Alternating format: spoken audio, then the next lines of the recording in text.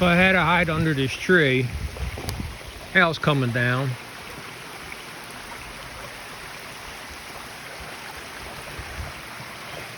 More rain now. Big tree. That's more rain now. Well, didn't bring my rain gear today.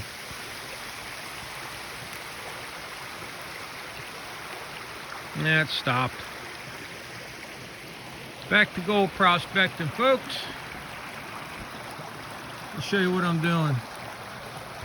I just classified material.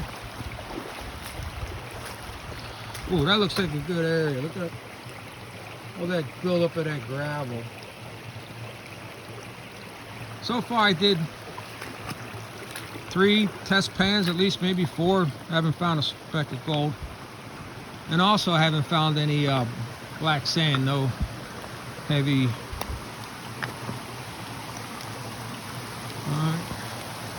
There's my next test hole right there I dug.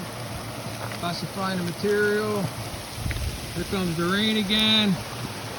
It's kind of like pouring. And I don't want to go back over for shelter under that tree, so I'll see if it passes. Okay.